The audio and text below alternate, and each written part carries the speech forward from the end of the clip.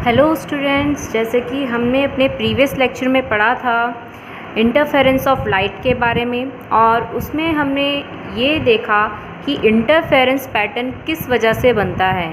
जब भी हम कोई से भी कोहेरेंट सोर्सेज, कोई से भी डिपेंडेंट सोर्सेज जिनको हम कोहेरेंट सोर्सेज बोलते हैं, उनकी लाइट वेव्स अगर आपस में सुपरपोज हो जाएं तो उस केस में वहाँ पे एक पैटर्न बनता है जहाँ पे हमें अल्टरनेटिव फॉर्म में ब्राइट डार्क फ्रिंजेस मिलती हैं। और ये जो होता है जहाँ पे हमें ब्राइट फ्रिंज मिलती है, जिसको हम क्या कहते हैं, वहाँ पे कौन सा इंटरफेरेंस हो रहा है, कंस्ट्रक्टिव इंटरफेरेंस। और जहाँ पे डार्क फ्रिंजेस मिलती है, इट मीन्स वहाँ पे डिस्ट्रक्टिव इंटरफेरेंस हो रहा है। तो इट मीन्स कि यहाँ पे जो हमारे पास इंटरफेरेंस टेक प्लेस हो रहा है वो किस प्रिंसिपल पे काम कर रहा है, यहाँ पे सुपरपोजिशन ऑफ लाइट वेव्स के प्रिंसिपल पे काम कर रहा है। और ये जो प्रिंसिपल है आपने प्रीवियस क्लास में भी पढ़ा होगा, क्लास 11th में, प्रिंसिपल ऑफ सुपरपोजिशन के नाम से।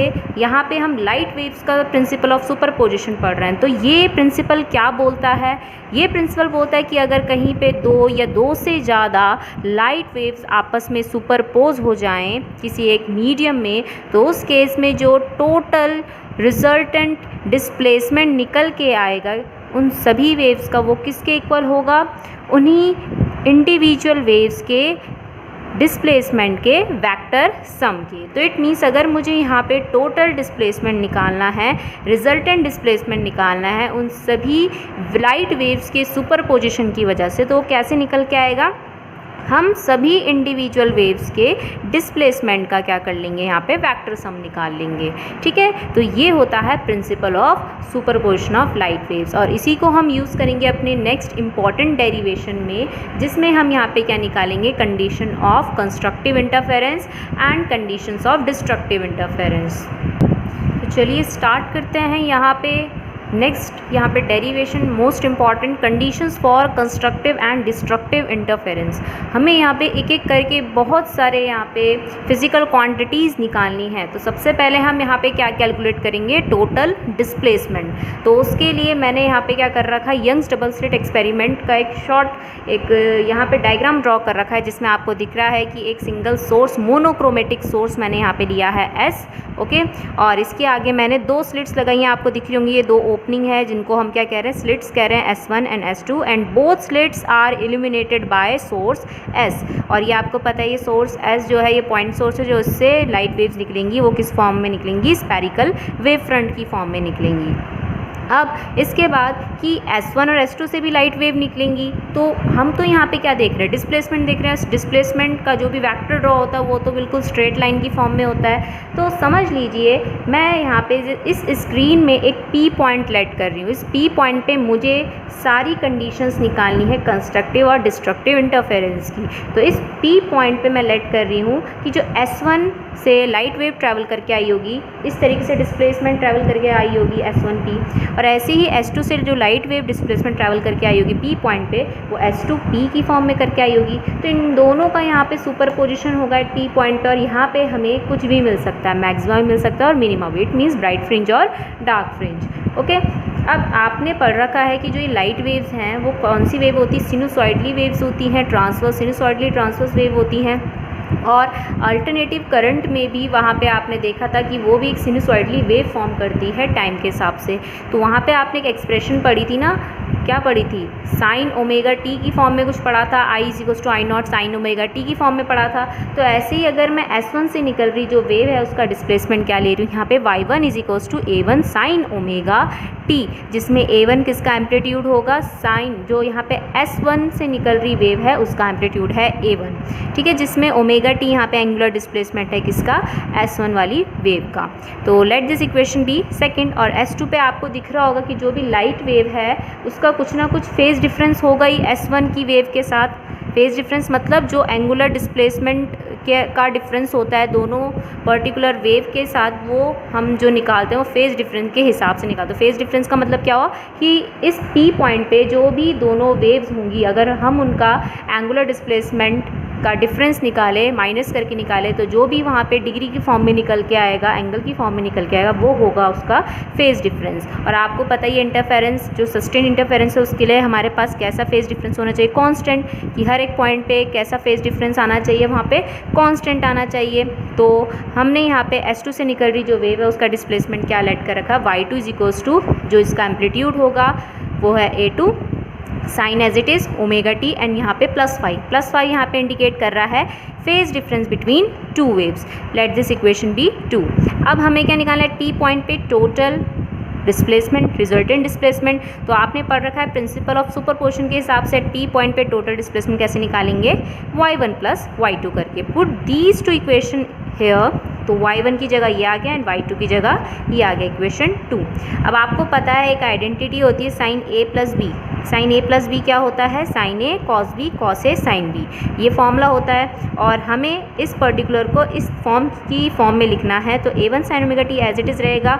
और आपको दिख रहा होगा A2 भी है, तो जब हम इसको फॉर्मूले के हिसाब से खोलेंगे तो A2 भी अंदर मल्टीप्लाई कराएंगे, तो कैसा आएगा, देखिए साइन A मतलब ओमेगा टी, यहाँ पे B कौन है, फाई है, कॉस B की जगह यहाँ पे क्या आएगा, कॉस फाई, ठीक है। A2 अंदर मल्टीप्लाई हो गई होगा, फिर उसके बाद कॉस A मतलब कॉस ओमेगा टी, फिर साइन B की जगह मतलब साइन फाई। तो ये आ गया हमारे पास फॉर्मूले से खोलने के बाद। इसके बाद इन दोनों में से कॉमन क्या आ रहा है, साइन ओमेगा टी, अंदर क्या बचेगा, A1 and A2 cos phi. इसमें मैं साइन फाई को A2 के साथ लिख रही हूँ और कॉस ओमेगा टी को बाहर लिख रही हूँ, इसको ऐसे भी लिखा जा सकता है। Let this equation be 3rd। अब हमें यहाँ पे सबसे पहले क्या निकालना है, टोटल डिस्प्लेसमेंट निकालना है T पॉइंट के लिए। जो भी वेव का टोटल डिस्प्लेसमेंट निकल के आ रहा है, तो उसके लिए मैं यहाँ पे लेट क्या कर रही हूँ, यहाँ पे हमें कंसीडरेशन करनी है, कंसीडरेशन। अब लेट क्या करना है यहाँ पे, कि जो हमारे पास देखिए साइन ओमेगा टी का कॉफिशिएंट है, ये पूरा का पूरा A1 plus A2 cos phi, ये किस पे डिपेंड कर रहा है, कॉस थीटा पे। तो हम यहाँ पे लेट कर रहे हैं कि जो भी है T पॉइंट पे जो भी वेव होगी, ऑब्वियसली वो कोसाइन और साइन फॉर्म में होगी, वो वेव कोसाइन फॉर्म में भी हो सकती है, साइन फॉर्म में भी हो सकती है। तो इस पूरे टर्म को मैं क्या लेट कर रही हूँ, A cos theta, where A is the amplitude of resultant wave. जो भी यहाँ पे रिजल्टेंट वेव बनेगी उसका जो भी यहाँ पे एम्पलीट्यूड होगा उसको मैं यहाँ पे किससे इंडिकेट करा रही, कैपिटल A से, ठीक है। तो ये जो पूरा टर्म है उसको मैंने क्या लेट कर लिया, A कॉस थीटा। और सेकंड वाले टर्म में आपको ब्रैकेट के अंदर दिख रहा होगा A2 साइन फाई की जगह मैं इसको पुट कर रही हूँ A साइन थीटा। इसमें थीटा क्या है, थीटा यहाँ पे फेज़ डिफरेंस है। फेज़ डिफरेंस किसके बीच का, जो हमारे पास रिजल्टेंट वेव बन रही है P पॉइंट पे उसका, और साथ ही साथ S1 से जो वेव निकल रही उन दोनों के बीच का फेज़ डिफरेंस क्या है, यहाँ पे थीटा है। अब इसे आगे सॉल्व करते हैं, ये दोनों वैल्यूज़ उठा के मैं इक्वेशन 3 पे पुट कर देती हूँ। तो जब मैं इक्वेशन 4 और 5 इक्वेशन 3 में पुट कर दूँगी तो हमारे पास ये एक्सप्रेशन आ जाएगी, ठीक है। अब आपको दिख रहा होगा कि इसमें साइन ओमेगा टी को मैं पहले लिख दे रही हूँ और कॉस थीटा को बाद में, तो इससे कोई फ़र्क नहीं पड़ता उसमें, ठीक है, एक्सप्रेशन में। ऐसे ही इसमें भी मैंने इसे रीअरेंज करके कॉस ओमेगा टी को पहले लिख दिया, साइन थीटा को बाद में लिख दिया है। तो यहाँ पे एक कैसी एक्सप्रेशन बन रही है आपको दिख रहा होगा, अगर मैं ए दोनों से कॉमन ले लूँ तो ये ऐसी नहीं बन रही, देखिए sign A cos B cos A sine B, ये किसका फॉर्मूला था, अभी लिखाया था साइन ए प्लस बी का था। तो ए तो बाहर कॉमन आ जाएगा एम्पलीट्यूड, और ये जो आइडेंटिटी है यहाँ पे फॉर्मूला दे रहा है ये sign omega T plus theta का। सो ये हमारे पास निकल के आ गया टोटल या फिर resultant displacement eight P point पे, ठीक है। अब नेक्स्ट हमें यहाँ पे क्या निकालना है, यहाँ पे हमें निकालनी है इंटेंसिटी या एम्पलीट्यूड। तो उसके लिए हम यहाँ पे क्या करेंगे, जो हमारे पास इक्वेशन 4 एंड 5 दे रही थी इसको स्क्वायरिंग एंड एडिंग करेंगे। अब सेकंड नंबर में हमें यहाँ पे क्या निकालना है, एम्पलीट्यूड निकालना है, intensity of light at P point पे। तो उसके लिए मैंने यहाँ पे क्या बोला, इक्वेशन 4 और 5 को पहले स्क्वायर करो इंडिविजुअल, देन उसके बाद क्या कर दो, ऐड कर दो। तो आपको पता है जब इन दोनों को हम स्क्वायरिंग एंड एडिंग करेंगे तो ये आएगा ए स्क्वायर कॉस स्क्वायर थीटा इसका, एंड इसका आएगा ए स्क्वायर साइन स्क्वायर थीटा, और दोनों को ऐड करा देंगे। ऐसे ही इन दोनों को स्क्वायर करेंगे और इन दोनों को भी ऐड करा देंगे इस तरीके से।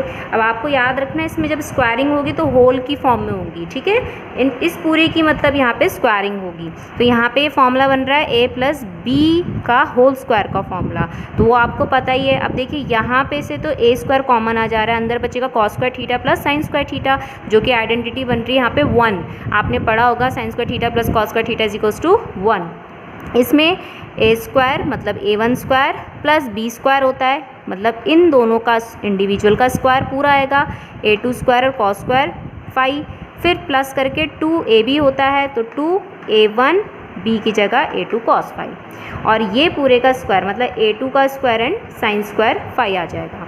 अब यहाँ पे आपको दिख रहा है इन दोनों में से मैं कॉमन पहले तो ये एज इट इज़ लिख दे रही हूँ और इसके बदले 1 लिखने की ज़रूरत नहीं है। A1 square as it is, इन दोनों में से कॉमन क्या आ रहा है, A2 स्क्वायर कॉमन आ रहा है, अंदर बचेगा cos square phi plus sine square phi, जो कि यहाँ पे अगेन 1 होगा, और 2A1 A2 cos phi as it is, इसके बदले तो 1 हो जाएगा, और सिर्फ यहाँ पे बचेगा A2 square A1 square as it is A square as it is and 2A1 A2 cos phi as it is. अब इसे इक्वेशन 6 स्लाइड कर दीजिए, क्यों, अभी आगे चल के इसी से इंटेंसिटी निकल के आएगी, और यहाँ पे स्क्वायरिंग है तो स्क्वायर जब इधर जाएगा तो क्या हो जाएगा, अंडर रूट हो जाएगा इधर जाके।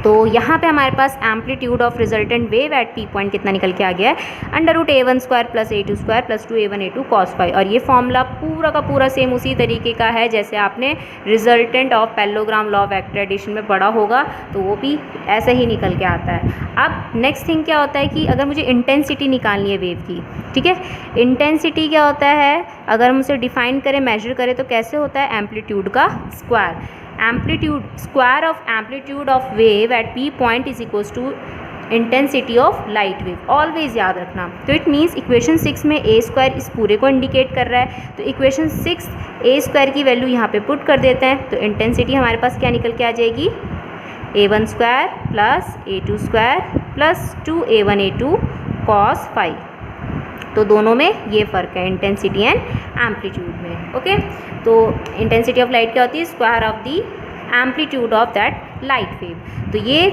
दोनों फॉर्मूले और एक इससे पहले जो कराया था डिस्प्लेसमेंट का, वो फॉर्मूला आपको याद रहना चाहिए, सीक्वेंस भी याद रहनी चाहिए एक्सप्रेशन की कि हम कैसे कर रहे हैं। और अगर आपको ये एक्सप्रेशन अपनी पक्की करनी है तो उसके लिए आपको प्रैक्टिस करनी पड़ेगी, और आपको पहले ही पता है कि प्रैक्टिस करोगे तभी जाके आप अच्छे से एक्सप्रेशन वहाँ पे कर पाएंगे, because practice makes a man perfect. Okay, but अभी ये एक्सप्रेशन कंप्लीट नहीं हुई है क्योंकि हमने अभी तक कंस्ट्रक्टिव इंटरफेरेंस के लिए कंडीशन नहीं निकाली है। कंडीशन का मतलब यहाँ पे अभी पाथ डिफरेंस कैलकुलेट करने की ज़रूरत है। क्यों? क्योंकि अभी आपने डायग्राम में देखा था कि जो भी वहाँ पे डिस्प्लेसमेंट ट्रैवल करके जा रही थी या पाथ ट्रैवल करके जा रही थी वेव S1p और S2p, दोनों के बीच में कुछ ना कुछ वहाँ पे पाथ डिफरेंस था, है ना। तो उसके लिए हमें यहाँ पे एट P पॉइंट पे सबसे पहले कंस्ट्रक्टिव इंटरफेरेंस के लिए देखना पड़ेगा कि आपको पता है एट पॉइंट P पॉइंट पे अगर कंस्ट्रक्टिव इंटरफेरेंस हो रहा है तो इट मीन्स वहाँ पे इंटेंसिटी क्या होगी, इंटेंसिटी ऑफ लाइट मैक्सिमम होगी। और आपने अभी फॉर्मूला निकाला था इंटेंसिटी का I is equals to A1 square plus A2 square plus 2A1 A2 cos phi. It means अगर यहाँ पे कॉस फाई मैक्सिमम होगा तो I भी मैक्सिमम होगा, कॉस फाई अगर मिनिमम होगा तो इंटेंसिटी भी वहाँ पे मिनिमम होगी। तो अभी तो हम मैक्सिमम की बात कर रहे हैं। कॉस थीटा या कॉस फाई की वैल्यू मैक्सिमम कितनी जाती है, तो आपको पता है कॉस फाई की वैल्यू मैक्सिमम जाती है +1। अब हमें यहाँ पे इस +1 को कॉस के ही टर्म में लिखना है। तो आपको एक चीज़ यहाँ पे याद रखनी, या फिर आपने प्रीवियस क्लासेस में भी पढ़ी होंगी कि कॉस की कौन कौन सी थीटाज की वैल्यूज़ +1 आती है। तो जितने भी इवन पाइज होते हैं, इवन पाई मतलब 0 पाई तो 0 ही होगा, 2 पाई 4 पाई 6 पाई, तो आपको दिख रहा होगा ना इवन नंबर आ रहे हैं 0 2 4 6। तो जितने भी इवन पाइज होते हैं उसमें कॉस की वैल्यू क्या आती है, +1 आती है। अब बात आती है, चलो पाई तो हम लिख लेंगे क्योंकि सब में तो पाई रिपीट हो रहा है, लेकिन इवन नंबर को कैसे लिखा जाता है। तो मैथमेटिक्स में आपने पढ़ा होगा कि अगर मैं यहाँ पे एक फॉर्मूला लिख लूँ 2n, तो ये 2n क्या है, यहाँ पे इवन नंबर को इंडिकेट कर रहा है। और इसमें अगर मैं n की वैल्यू 0 1 2 3 से स्टार्ट करूँ, मतलब पुट करूँ, तो यहाँ पे सारे इवन नंबर निकल के आते रहेंगे। तो देख लीजिए, अगर हम यहाँ पे n की वैल्यू 0 पुट करते हैं तो पहला इवन नंबर आ रहा है ना, व्हाट, 0, ठीक है। अगर मैं n की वैल्यू 1 पुट करती हूँ तो सेकंड इवन नंबर निकल के आ रहा है कौन सा, 2। अगर 2 पुट करती हूँ तो थर्ड इवन नंबर निकल के आता है। तो इट मीन्स 2n यहाँ पे किसको रिप्रेजेंट कर रहा है, इवन नंबर को। तो मैंने क्या बोला, इवन पाइज। तो कॉस की जितने की इवन पाइज होते हैं, तो इवन मतलब 2n पाई, उन सब में वैल्यू क्या आती है, +1 आती है, ठीक है। तो बोथ साइड कॉस है तो इनके थीटाज आपस में क्या हो जाएंगे, इक्वेट हो जाएंगे। तो phi is equals to 2n pi. Put this equation be 7। अब क्लास 11th में आपने पढ़ा होगा कि जो फेज डिफरेंस होता है फाई, बाय डेफिनेशन उसका जो फॉर्मूला होता है वो कितना होता है, 2 pi x upon lambda, where x is the path difference between two light waves, दो लाइट वेव्स के बीच में जो भी पाथ डिफरेंस है वो कौन इंडिकेट कर रहा है, यहाँ पे एक्स इंडिकेट कर रहा है। तो 2πx अपॉन लैम्डा, ये इसका बाय डेफिनेशन वाला फॉर्मूला होता है फेज डिफरेंस का। और 7 और 8 इक्वेशन में LHS इक्वल है, तो इट मीन्स इनके RHS भी आपस में इक्वेट हो जाएंगे। तो 2πx upon lambda is equals to 2n π।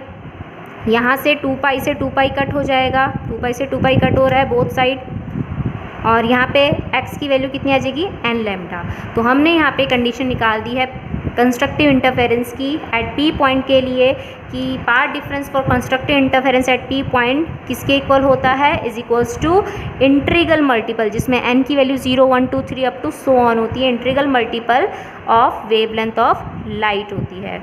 Lambda क्या है यहाँ पे, wavelength of light. So path difference is equals to integral multiple of the wavelength of light. ये कौन सी कंडीशन है, किसके लिए है, कंस्ट्रक्टिव इंटरफेरेंस के लिए। अगर मुझे यहाँ पे डिस्ट्रक्टिव इंटरफेरेंस के लिए कंडीशन करनी है तो क्या करना पड़ेगा, कंस्ट्रक्टिव की जगह क्या लिखना पड़ेगा, डिस्ट्रक्टिव लिखना पड़ेगा, डिस्ट्रक्टिव। ओके। और आपको पता है डिस्ट्रक्टिव में वहाँ पे हमारे पास जो इंटेंसिटी होती है वो क्या निकल के आती है, मिनिमम निकल के आती है। तो उसके लिए जो इसके फॉर्मूले में cos फाई है वो भी क्या होना चाहिए, मिनिमम। cos फाई की वैल्यू मिनिमम कितनी जाती है, 0 नहीं होती है, -1 होती है। ठीक है, बहुत बच्चे दिमाग में 0 सोच रहे होंगे ना, नहीं, -1 क्या है वहाँ पे, मिनिमम वैल्यू। ओके। अब हमें यहाँ पे देखना है कि cos फाई की वैल्यू किस में -1 देती है। तो जैसे इवन पाइज में +1 देती है, तो जितने भी ऑड पाइज होते हैं, ऑड पाइज का मतलब यहाँ पे क्या हो जाएगा, 1π 3π 5π 7π, जितने भी ऑड पाइज है उसमें हमारे पास जो वैल्यू आती है कॉस की वो कितनी आती है, -1 आती है।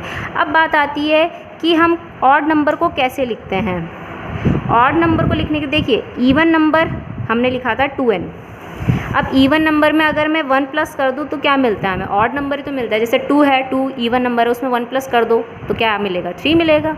कोई भी इवन नंबर उठा लो, अगर उसमें आप 1 प्लस करते हो या 1 माइनस भी करते हो तो ऑड नंबर ही मिलता है। तो बहुत सारी बुक्स में कहीं पे प्लस दे रखा है, कहीं पे माइनस दे रखा है, दोनों में से कुछ भी ले सकते हैं आप, माइनस या प्लस, आंसर आपका सेम निकल के आएगा। ठीक है, 2n प्लस, मैं यहाँ पे प्लस में ले रही हूँ, सो 2n प्लस 1, 2n प्लस 1 यहाँ पे किसको बता रहा है, ऑड नंबर को। तो ये मैंने बताया था ना, ऑड पाइज, तो ऑड नंबर ये है और पाई ये हो जाएगा। यहाँ पे भी यही करेक्ट कर देंगे, 2n प्लस 1, पूरी एक्सप्रेशन वही चलेगी। ठीक है, और बाय डेफिनेशन फॉर्मूला यही है, इसको मैं इक्वेशन 9 दे देती हूँ, ये 8 पहले से बनी हुई है।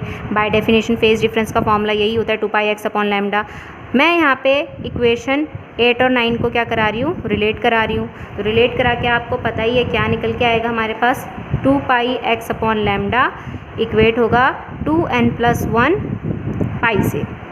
ओके, जिसमें से पाई से पाई कैंसिल हो रहा है और x की वैल्यू कितनी आ जा रही है, 2n प्लस 1, लैम्डा ऊपर n2 नीचे।